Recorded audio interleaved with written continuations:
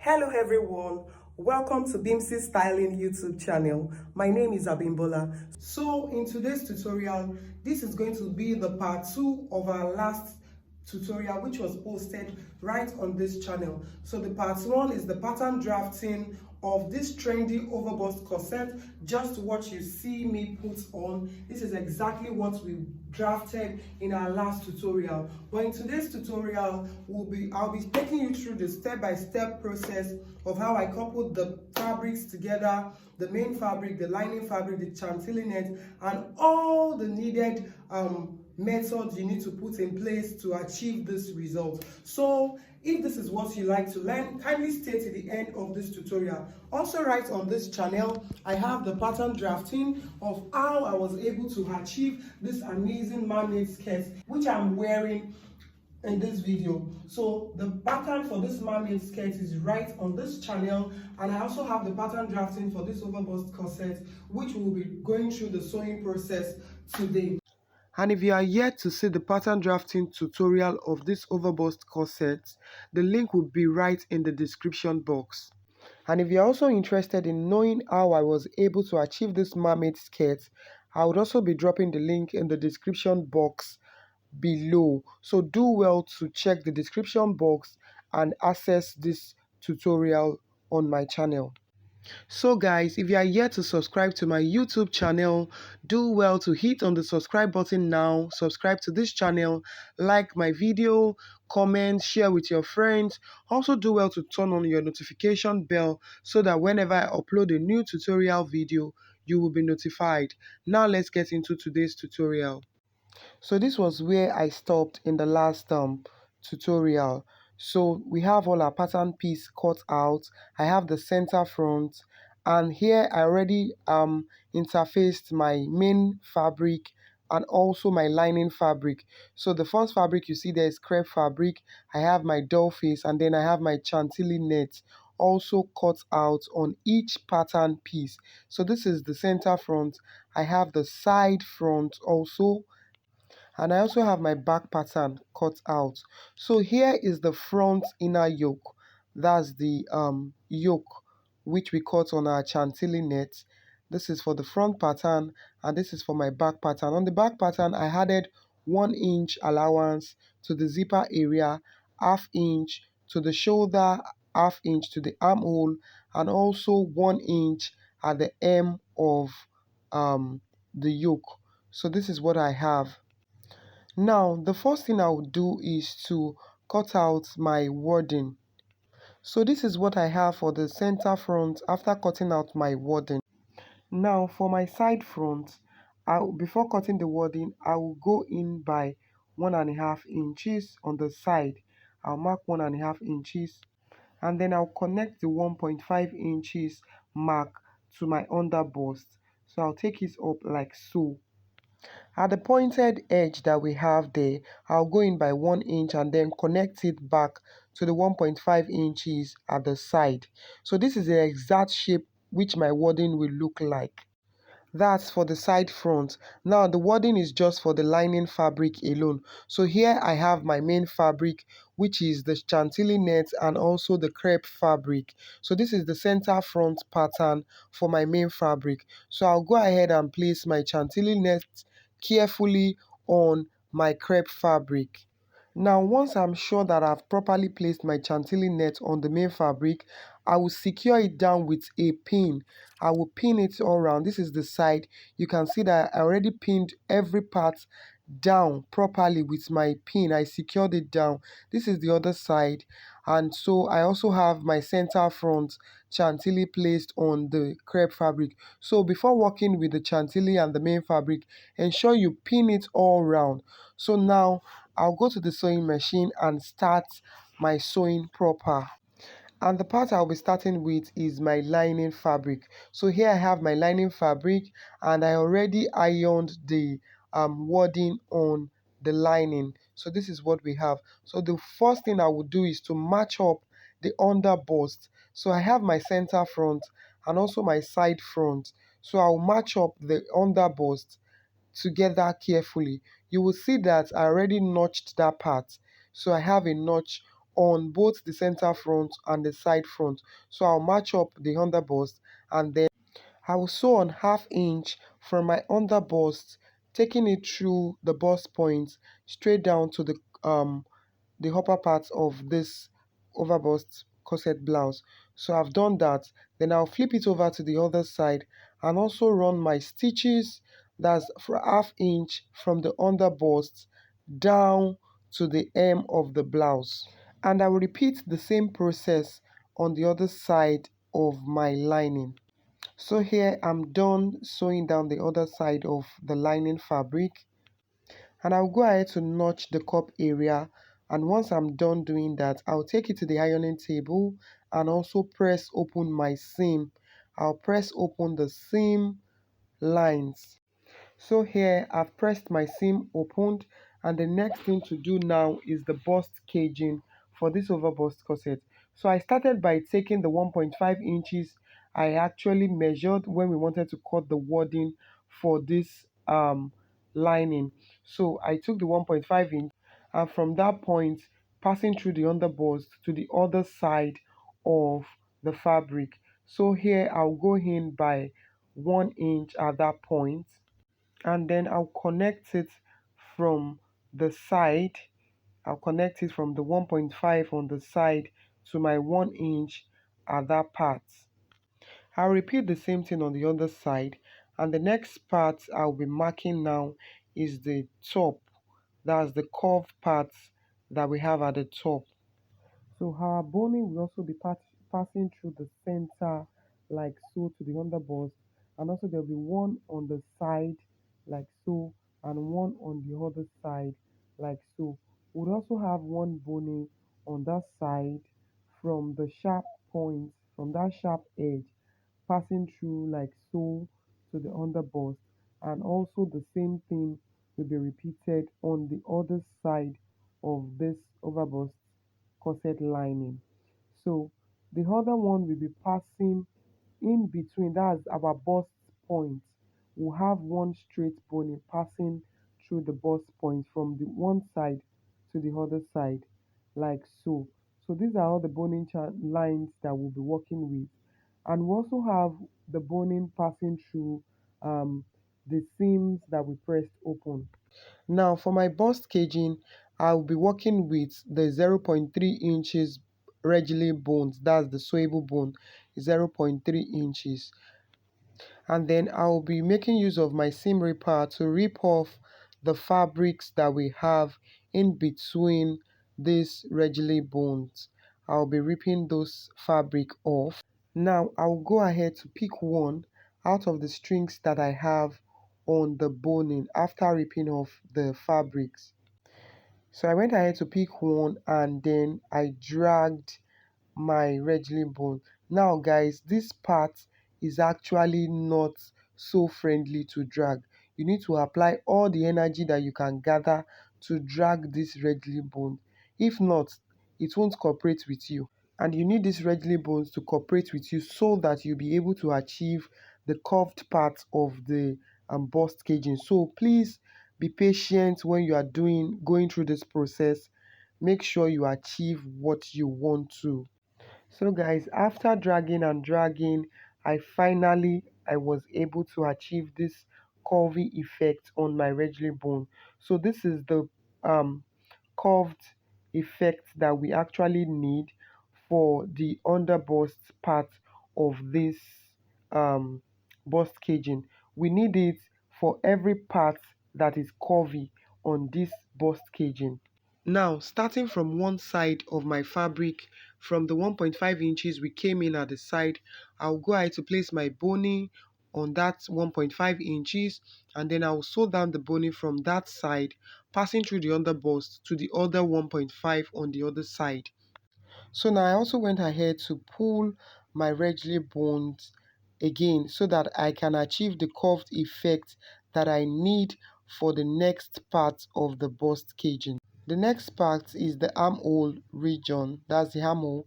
I'll place my curved regular bones like so, and sew it down from the pointy part of our overbust corset into the regally bone coming from the underbust. I will also repeat the same process on the other side.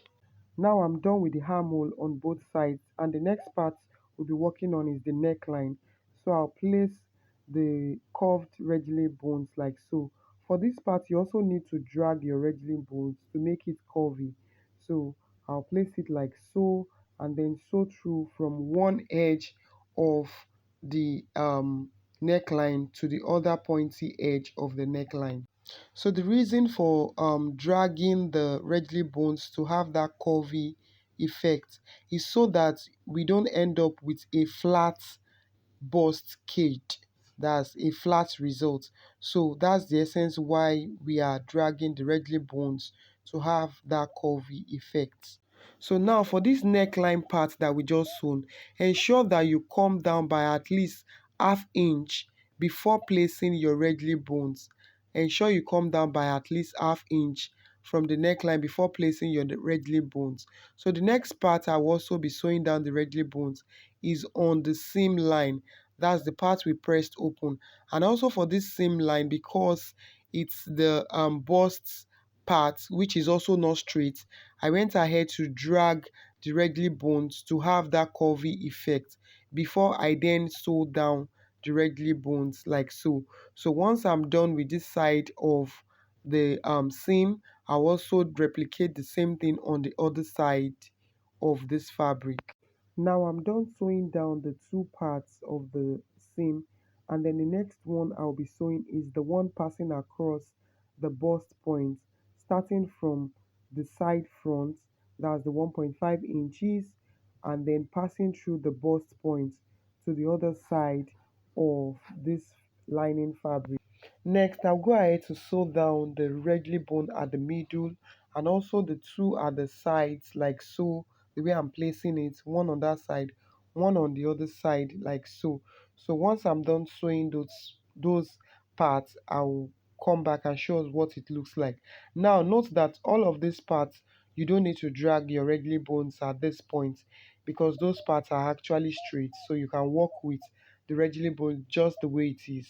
So after sewing down all of those lines, this is what I have at the end of the day. Next thing I will do is to cover up with my fiber. That's the lining part will be covered with my fiber. And this time, unlike the previous tutorial, we won't be ironing this fiber. We'll be sewing down this fiber. So what I did was to pin down at the center, and then I'll take it to the sewing machine and I will sew through, that's I will sew the fiber and the lining together, following through the exact shape of my neckline, that's the curved part. So I'll sew down my neckline and also from the neckline to the armhole part of the lining, and then following through the side front, taking it through the underbust and also to the other side of my lining fabric, and then finally I will sew up the armhole on the other side, connecting it to where we started from. Now I'll go ahead to trim out the fiber, that's the excess we have on the fiber. So I'll follow through the sewing, that's the parts which we sewed. I'll follow through and then cut it out. Now after trimming out, this is what we have and this is what it looks like on the outside. So we'll move now to the main fabric. So now exactly the same way I matched up the underbust for the lining, it's just the same way I will repeat the same process for the main fabric. So what I'm doing here is to locate the underbust, the notch I gave at the underbust, and then I'll pin it down and also sew through just the same way I showed us for the lining. So I'll be doing this off camera and then I'll show us what I have at the end. So after joining the center front to the side front, this is what I have. Now we move to sewing our boning. So I'll be working with the 0.5 inches boning, and then I went ahead to cut out strips of fabric 1.5 inches wide. Now the first part which I'll be placing my regally bone is actually going to be at the center of this overbust corset. So what I did was to take the measurement of the center line, and whatever it gives me I would deduct 1.5 inches from it. So take for example, I have about 16 inches at that point, minus 1.5 will give me about 14.5 inches. So for the regular bone, I'll be cutting 14.5. So whatever you have as the measurement at that point, deduct 1.5 inches. Now to sew up my regular bones, like I said, the strip which I'm using here is about 1.5 inches wide. So I'll place the regular bones just like so at the tip of my 1.5 inches, ensuring that I come down from the tip by 0.75. Now remember that I said we should deduct 1.5 from the regular bone. So at the top of my regular bones, when sewing it down, I'll come down by 0.75, and also at the end of these regular bones I would also have an extra 0.75. So when you add up the 0.75 at the top and the one at the end of this regular bone, we have a total of 1.5 inches, which was deducted from our original measurement. Now, after sewing down your regular bones, go ahead to wrap the regular bones with your fabric. That's the 1.5 inches fabric which I cut out. Go ahead to wrap it, and then after wrapping, place it at the center, ensuring that the 0.75 actually is at the top. So you are not, your regular bones is not going to start exactly at the hemline and sorry at the neckline. It's going to start 0.5 inches away from that part. So place your regular bones like so, and then sew down your bones to the center which you already took the measurement. Now you will discover that at the very tip, that's at the neckline at the center, I have about a 0.25 excess at the top. This is because I discovered that I had more than a 0.75 at that part, so I had to leave out the excess so that my 0.75 would actually be exactly on that point. I hope you get this explanation.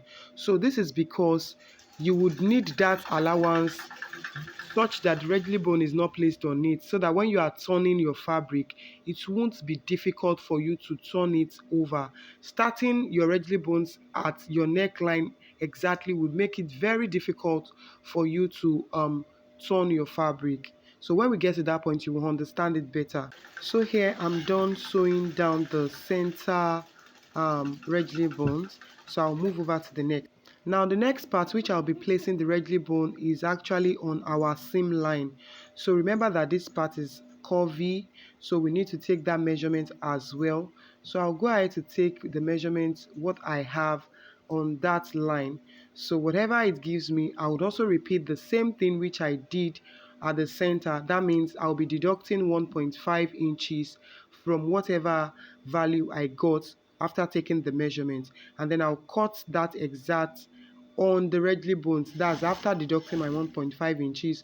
I'll cut out what I have left on the regular bones, and then repeat the same thing. I'll sew down my bones on that line. So I'll be doing this off camera, and then I'll show us what next to do.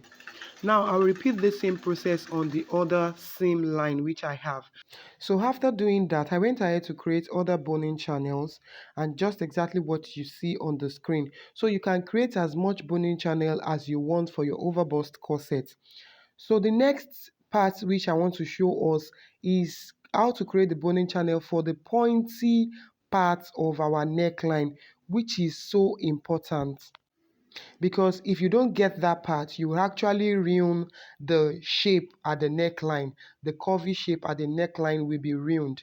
So we need to know how to go about that boning channel for that particular side. So now what I'll be doing is to place my ruler, my straight ruler, just exactly how I want the boning channel to be sewn on that part, from the pointy side of the neckline down to the hem of the blouse. So once I'm okay with what I have, I'll go ahead and mark the line with my chalk. Once I'm done creating that line, I'll move on to the next line for the boning channel for another boning channel. So from that line I measured 2 inches and then I marked that point. From the 2 inches, I'll connect it straight to the hem of my corset. I'll connect it straight like so. The next boning channel which I'll be creating will be taken from the waist line. So I already marked my waistline, and then from the waistline, I'll connect it down to the curvy part of our corset blouse. That's to the curvy part of the corset blouse. I'll connect it like so. So this is the third boning channel which I'll be creating on our side front. So all of these lines which we marked is the part which I will follow through to sew down my boning. So I've already done that of the other side, so I just needed to show us how to go about it. So for the first boning channels which we marked, I'll go ahead to take the measurement of what I have here. And so whatever I have as the measurement, when cutting my boning, I would deduct 2 inches from the original measurement which I took. So now take for instance on that part, I have 18 inches minus 2 inches, that will be 16 inches. So the boning which I'll cut out for that part will be 16 inches. I hope we understand that. Now I'll go ahead and wrap my boning, and then I'll leave 1 inch at the top and also 1 inch at the end of the boning. So this makes the 2 inches which we deducted from the original measurement. Now I would go ahead to sew down my boning on the boning lines that we created. Now you can see and have a feel, look at it, that my boning is not getting to the tip of the fabric which I used to wrap the bone. So I went ahead to pin down that part so that I was having issues placing it properly. So I pin it down just to show you that the bone is not getting to the tip of that fabric. I came down by 1 inch from that part. Now I will sew through from the top to the hem of my corset. I'll sew through like so. So the next part to work on is from our waists. That's the curved line coming from the waist into the hem of the corset blouse.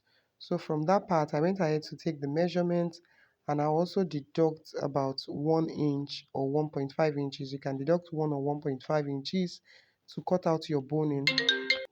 Now I will go ahead and sew down the boning on that part, and then I'll show us what we have.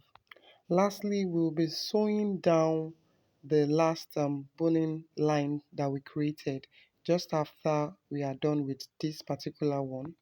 So I went ahead to take the measurements on that line, and I'll also be deducting about 1 to 1.5 inches to cut out my boning. So once I'm done with that, I'll go ahead and place my boning which I already encased, and then sew it down on that line. Now we are done with creating all the boning channels for this overbust corset, and this is what we have. So the next thing I will do is to get the lining for this corset, and then place the main fabric on the lining, matching them up together at the neckline. I'll go ahead to pin it down. And now that I'm done pinning down the neckline, I would go ahead and sew down my armhole, starting from the armhole ½ inch from the side front into the armhole and getting to the pointed part of the neckline. When I get to the pointy part of this neckline, I will raise my presser foot and then turn it over like so, and I'll continue with my ½ inch. I'll sew down the neckline like so. So I'll continue sewing down my neckline. Remember that I already pinned it down, so I'll sew through from this part into the other parts of the neckline. And again, getting to the pointy part on the other side, I will raise my presser foot again and turn it like so, and then I'll continue to sew down my ½ inch into the armhole on the other side of my front. Now once I'm done sewing down the armhole on both sides and also the neckline, I'll proceed to the hem of this corset. So on the hem, I'll go ahead to match up my lining and my main fabric together, and also do well to pin it down. I'll pin it down. Now once I'm done pinning down the hem line, I'll go ahead now to sew down the hem starting from the side front into the curve, and then I'll sew through our bohemian curve like so. Now ensure that you follow through the exact shape you curved out at the hem of this corset blouse. Follow through that shape. And then we have our side front opened, and also our hemline will be notched. The neckline was also notched. So ensure that you notch this part, the hemline and also the neckline, which we already sewed down. So we have the two sides front opened. Those parts were not sewn. Now I will go ahead to turn over my fabric. That's, I'll pull it out from the side fronts. Remember that I said the two side fronts are opened. So I'll pull out my fabric from the side front and then to the right side this way. So just do this carefully and ensure that the pointy part you also pull it out very well. After pulling, I also took it to the ironing table, and I gave it a very good press. Now this overbust corset needs you to press very well. And then one thing you need to do is when you are pressing, ensure that you break down the underbust part. Ensure that you break that part down for you to have this balanced effect from the underbust to the neckline. You can see that the underbust has a break like so. So you need to do this when you are ironing. Give your overbust corset a very good press. So this is our result after pressing. Now we'll be working on the back. And here I already placed my chantilly net for the back on the crepe fabric. So the next thing I will do is to fold the fabric into two, and then I will notch the middle part. That's, I will notch it at the hem like so, and also at the top like so. So I'll be sewing my boning for the back on this notched part. That means the boning will be sewn at the middle.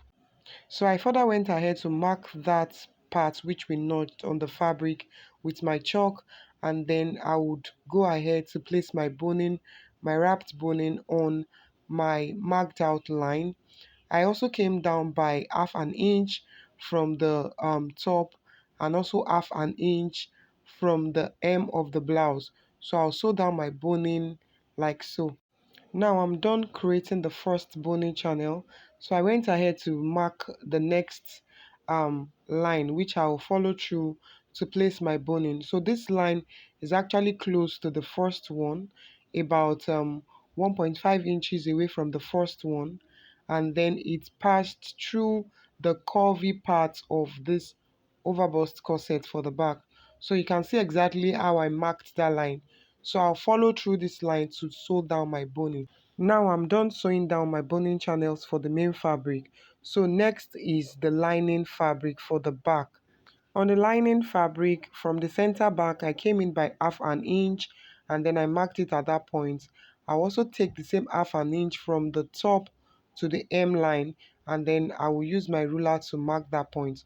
So this is the part where I'll be creating my first boning. I'll be sewing down my wedging bone on this part. Now for the second boning, which I'll be sewing on the lining, I went ahead to take 2.5 inches from the first line which we marked. So I took 2.5 inches and I marked it at the top and also at the hem and connected it with a straight ruler. So my second boning will be sewn on this part. Now I've gone ahead to sew down the boning for the two parts which I marked.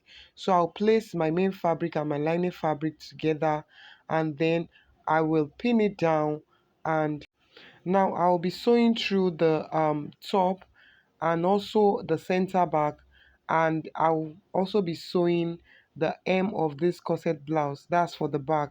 And once I'm done with that, the side back would be opened just the same way we have the side front opened.